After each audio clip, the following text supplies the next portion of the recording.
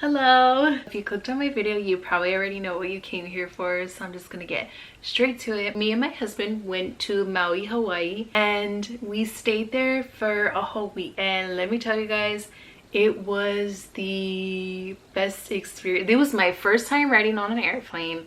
Our first time in Hawaii. It was so beautiful there. The ocean waters were so blue, the locals were so kind, the food was delicious. Oh, but let me tell you guys, just in case you didn't know, the food is really expensive. So for example, the regular sushi roll over here in California, you would get it for $8, and it was at a regular restaurant, nothing fancy, like kind of like a burger joint. $17.50. And that wasn't even including tax for a regular sushi roll. It wasn't like jumbo sized or anything. $17.50. I was like, what the heck? The condo we stayed at, okay, we had a lanai. So it's a balcony. And we had a front view of the ocean. I'll go ahead and insert a video just so you guys can have an idea. No, not even an idea. That way you guys can see what we experienced.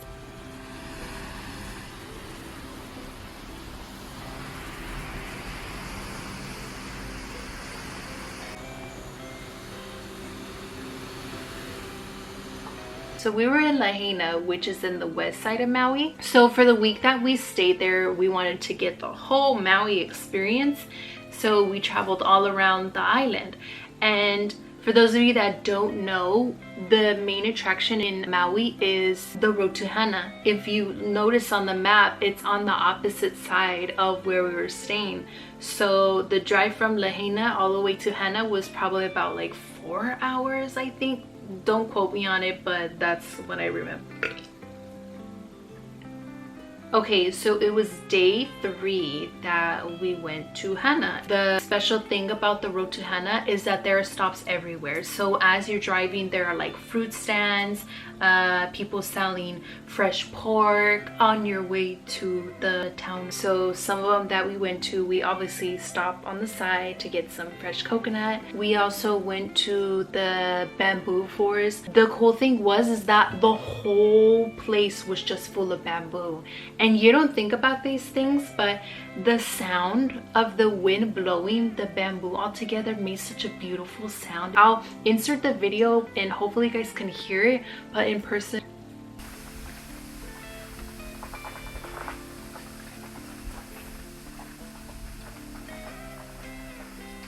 I'm looking back at all the pictures to just remind myself of what we did, because every day was different. One day we spent the whole entire day just laying on the beach. What's funny is there were chickens everywhere. We went to KFC and there were chickens in the drive-thru. I was like, oh, okay, fresh chicken.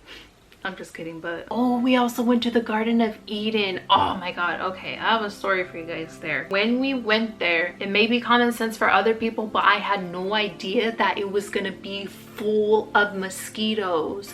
I didn't bring any bug repellent because I didn't think there were gonna be any mosquitoes. And the weather over there is crazy. So one second it'll be raining and then the next second it's not raining anymore. I have the video, I'll try and insert it.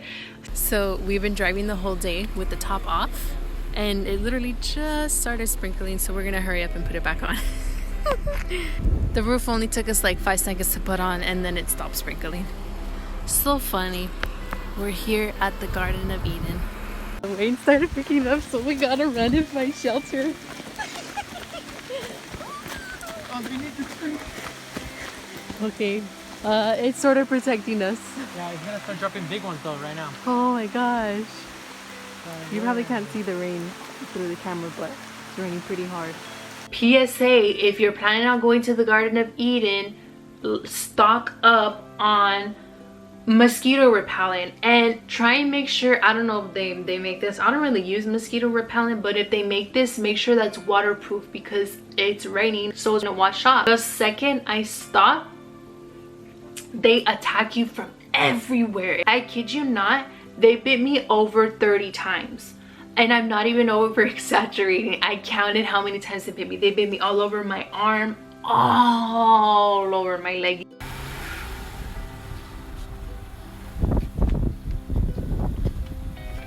I still have the scars to this day. it looks like little brown bruises all over the back of my leg. I don't see the scars on my arms anymore, or like on my knees or my shins anymore, but I do see it on the back of my thigh. By the end of the day, I didn't realize how much they bit me, but they attacked me, and all the bites on the back of my leg swelled up so high. It looked like I had some kind of disease. It was crazy. But anyway, make sure you wear mosquito repellent to the Garden of Eden. Aside from that, the most beautiful experience, the 4th day, we went again back to Hana and we visited a volcano place. We also visited the black sand beach. We tried going to the red sand beach, and the sun was I'm telling you guys, the sun goes down super fast there. So that day when we decided to go, there was an event going on at a school nearby. Literally the whole street was packed. So instead of taking the road that we usually would have taken, we had to ask one of the locals, like, hey, do you know how we could get to red sand beach? So it took us a little bit longer. So it's a hike to get there. So we began our hike and I ended up falling. It's funny because I get scared when we're going on hikes because I'm afraid I'm gonna fall. And we didn't even start the hike and I fell. I started crying because I fell really hard. I got a scrape and a dark bruise on my bum because I fell so hard. So we made it halfway and I started crying and I told my husband, like, okay, it's already dark outside. The sun isn't even out anymore. We won't be able to even see the red sand. So we didn't get to see the red sand beach this time. Hopefully next time we go, we'll be able to see the red sand beach.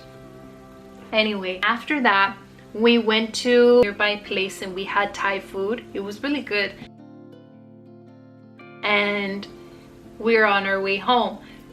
You guys, the road to Hana is actually scary. Mind you, we're in a Jeep, so Jeeps are big. Funny thing is, you could tell who was a local and who was a visitor because the locals were driving fast. Like, this is an everyday road for them. For the visitors, like, this is scary, so you're driving much more slow. So the road often turns into a 1-lane road. As it is, the 2-lane roads feel like 1-lane roads because 2 cars, I barely fit. Once it turns into 1 lane, they has a stop on both ends and you really just have to wait and try and see. You have to drive really slowly in those areas because if another car is coming, that's it, you guys crash. For 2 cars right here. So on a lot of the ways, my husband got a little bit more comfortable because that was already, I think, the 2nd time that we went. It was raining a bit. It was on and off raining. It was kind of cold. Me as a wife, I started getting nervous. I was like, hey, please drive a little bit more slower. We're gonna fall off the edge. If you, like, he was getting really comfortable. Anytime cars would pass by, he would move over to the side and like, so I was getting nervous. I was like, please slow down because we're gonna fall off the edge. And the scary thing is, you're all the way up on a mountaintop. And first of all, even in the daylight, it's scary because it's not like all flat terrain. It's only the road and then straight down from there. On a lot of parts of the road, there are no ledges to hold you. So if you go over the edge, that's it.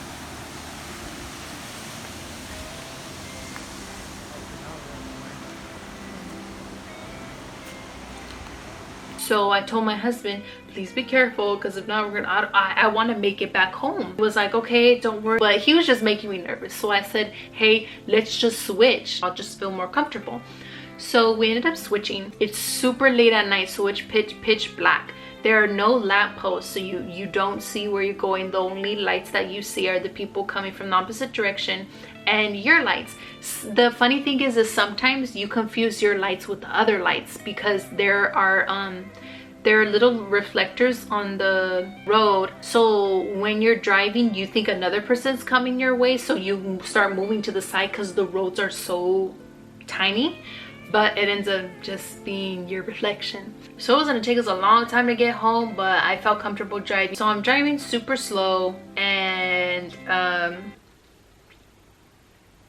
making my way downtown, driving slow. Finally, we stopped by a little store on the side of the road. We're like, oh, okay, see what kinds of things they have. See if we could pick up a souvenir to take home. So we stop, we check out the place, we leave, and we continue our way back home. At this point, we were in, I'm gonna pull up the map again so you guys can see where we were. So we started from Hana, and then I made it all the way to Haiku. At this point, it was raining. We were getting more towards like the city area. So there were a lot of lights, so I was able to see. I felt more comfortable driving, so I speeded up the pace. In the beginning, I was driving maybe like 10-15 miles per hour on the road to Hana.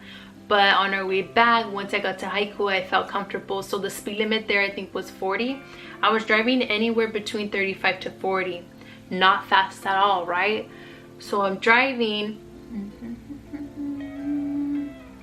and the roof, I hear it going like,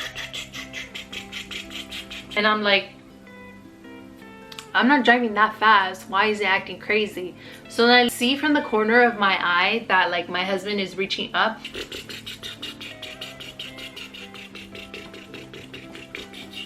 And I'm thinking to myself, why the heck does he keep playing with the roof? But I was so tired that I didn't even want to like, I didn't even say anything. I was just like, whatever. So I continued driving. All of a sudden, the roof just but it didn't hit me that the roof just flew off the car. And let me just ask you guys real quick, how are you, okay, just stop for a second and think to yourself, if the roof of your car flies off, what's your immediate reaction? It doesn't happen every day, so it's gonna take a while for you to react. So I'm driving, I'm telling you guys, I was only driving like 35 to 40 miles per hour. It was not fast at all. And I remember because I was paying attention to the speedometer. So I continue, and this is in the matter of seconds. I continue driving and I'm like, I feel more of a breeze. I feel rain on me. What the heck just happened? So I'm driving and then I'm like, I look up and I'm like, what the heck? The roof flew off? Where's our roof? This is horrible acting. The roof is gone. My husband is just looking at me like, I'm thinking, why the heck did you flick the roof off? I didn't say anything. I think we were both just so in shock that the roof just flew off of our car. So I look back and I don't see it anymore. I was like, oh my God, it's gone. Hopefully no one got hurt because our roof just flew off. So I told my husband, what the heck do we do? Like, there's no place to pull over because everyone's driving really fast. There's no really air. You can pull over, but you're gonna be in the way of everyone. So I just kept driving until I wasn't driving for that long. It was probably like 40 seconds. And then I found a place where I could pull over. So finally we pull over in like a little ditch area. We get off the car and the roof is like at an angle. This is the roof on the car. And instead of it going back like it's supposed to, it like went this way and then went back and then like it was like so we stayed there 10-15 minutes trying to put the roof back on. We were finally able to put it on enough so that it could cover us, but it wasn't completely on, so it was like at an angle, so there was still rain coming in. My husband just said, okay, drive until we find a place where we could park and then figure out what the heck we're gonna do, because we're nowhere near where we need to be. Like, we still have about 3 more hours to drive. We pull over at this nice restaurant.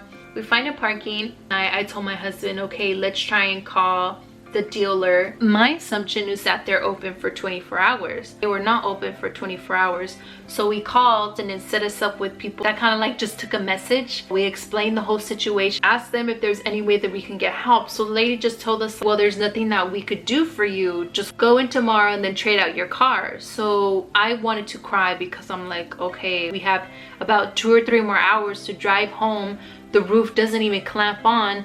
I can't drive if the roof is gonna be like, then the only way it would stick down is if we pull it, because once you hit like about 25 miles per hour, it was gone. We were there for maybe about an hour and a half to 2 hours just trying to figure out what the heck we were gonna do. I wanted to cry. My husband seemed really upset because we didn't know what to do. We're on vacation. We tried calling for help. There was no one who could help us.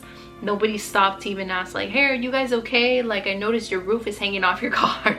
We ended up finding out that when we got the car, where the roof is supposed to hook on, some of the pieces were broken off and missing. So that's why when the roof broke off, it broke off at an angle. On one part, the hook was on, and on the other part there was no hook, which obviously we didn't know. When we were driving, the wind is blowing in on the part that's not hooked, it's flying off, and I guess the wind was so strong that when it fell back, it also broke this part and it flew off. And it was not our fault, it was the dealership's fault for giving us a car that was defective. So I'm the roof on the car. These are my two bars that are supposed to hook on. So I'm already broken on this side.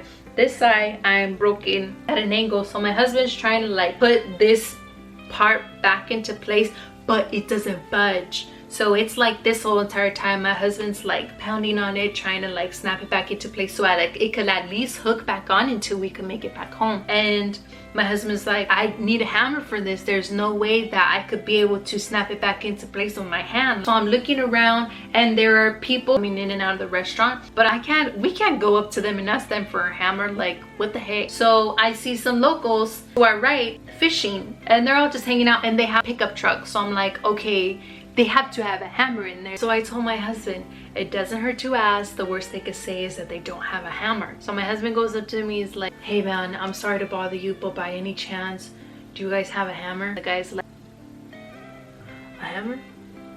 What do you need a hammer for? It's because my roof flew off and I just need to snap it back in. All right, yeah man.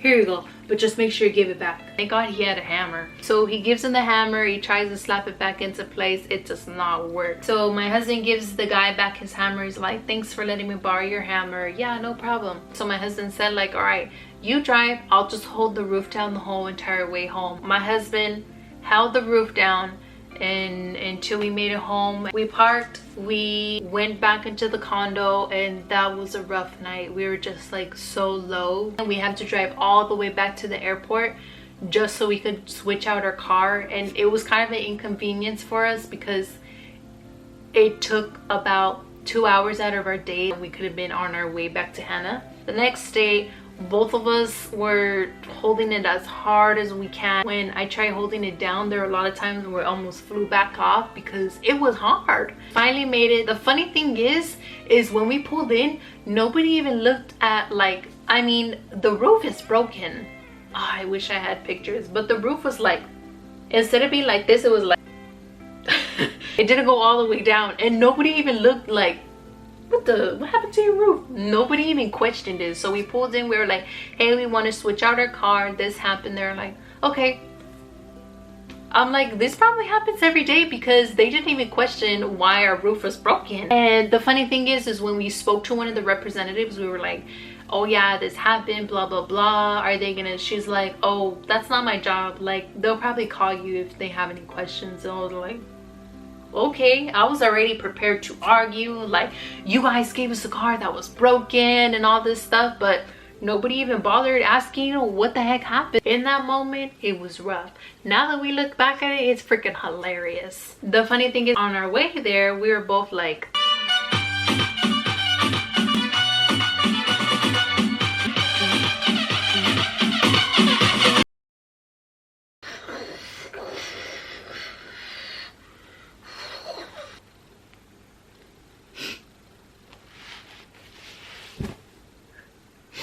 next time you guys visit Hawaii, bring mosquito repellent, bring sunscreen, and make sure your car's intact so that your roof doesn't fly off. And that's it. Thank you. Bye.